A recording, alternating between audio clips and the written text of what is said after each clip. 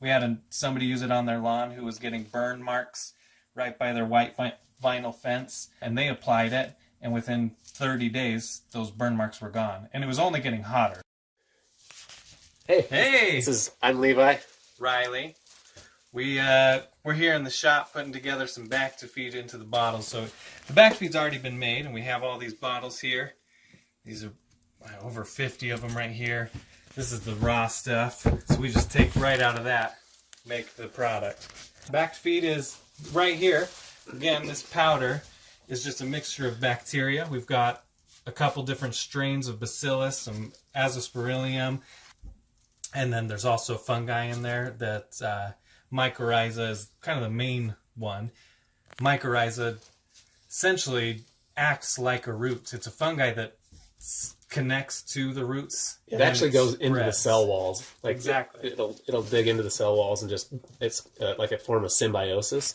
So yeah, it's pretty awesome. Pulls up water and nutrients. Yeah, and it actually sometimes they'll even grab little teeny bugs, the mycorrhiza, so it'll look like the roots are grabbing bugs, and they'll drill a little hole in the bug's head and kill the bug. So it's almost like a natural pesticide, insecticide, and then it draws nitrogen out of the bug.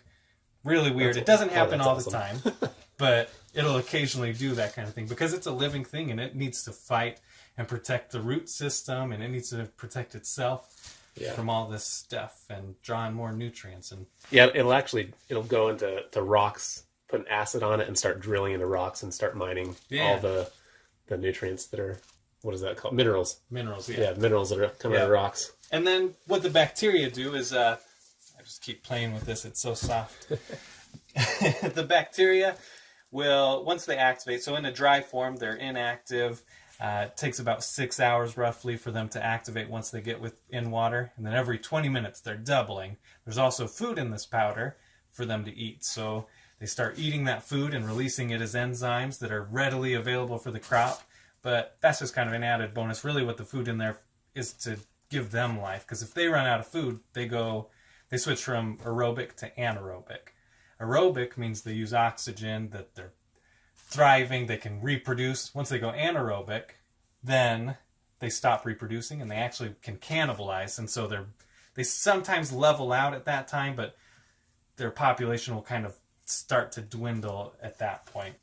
And so that's why I kind of like sometimes it can take about 20 days maybe for the food to run out.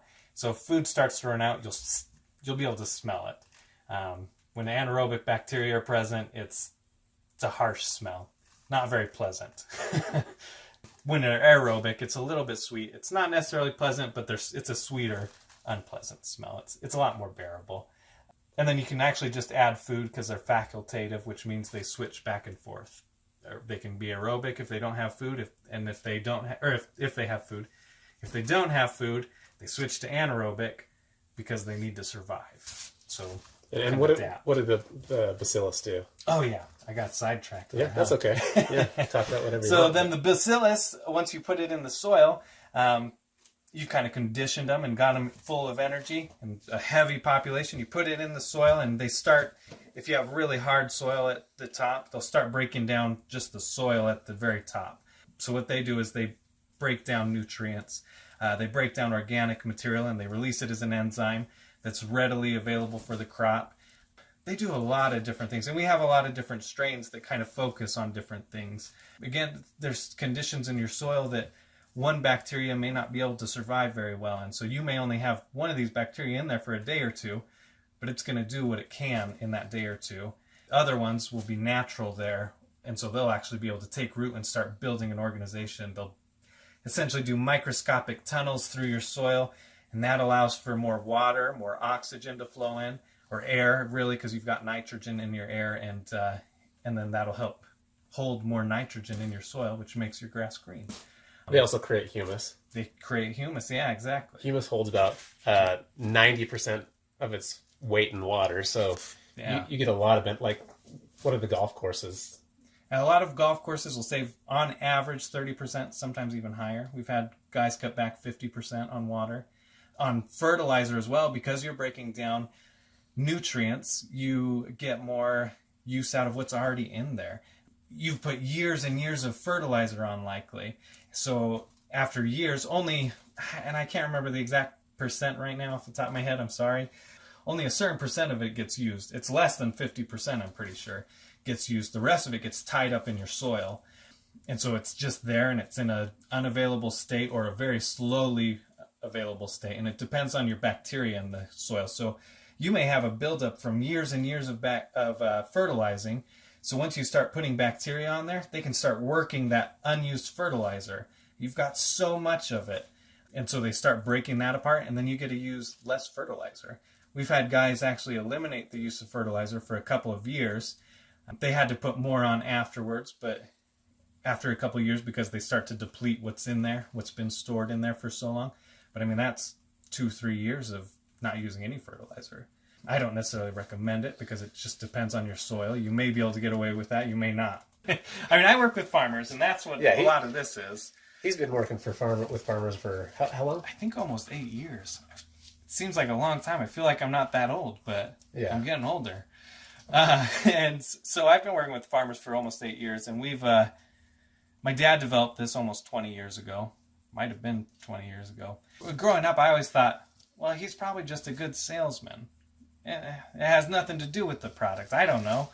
But then I started working with him, and he really cared about what the farmers were saying. We visited a farmer, and he didn't see the results, and we went out and we probed the fields, and we checked on it, and he gave them some product and kind of said, well, let's try this. Let's go a little heavier. It looks like you've got some really hard soils. You know, you're working with clay. It takes a little bit longer to get down in there, to work your way past that surface. So we worked with them, and about 60 days later, they saw the results, and they're still using Bactifeed today.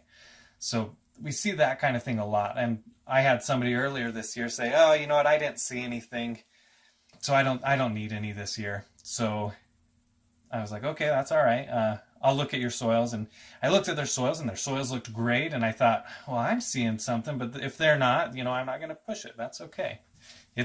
You want to see the results. If you don't see it, it's not worth it to you.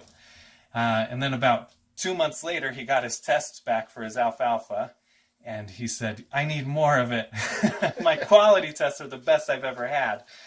We had somebody use it on their lawn who was getting burn marks right by their white vinyl fence, and they applied it, and within 30 days, those burn marks were gone. And it was only getting hotter, so it's not like we were going into fall and it was just getting cooler. The temperature was rising. So it should have been getting worse, but instead it got better.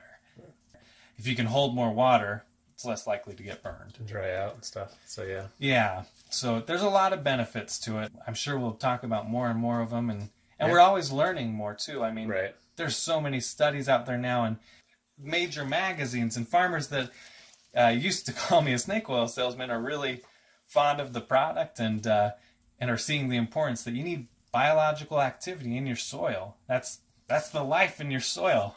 I think that was pretty good. Let's wrap it up. Okay. See you guys. See ya.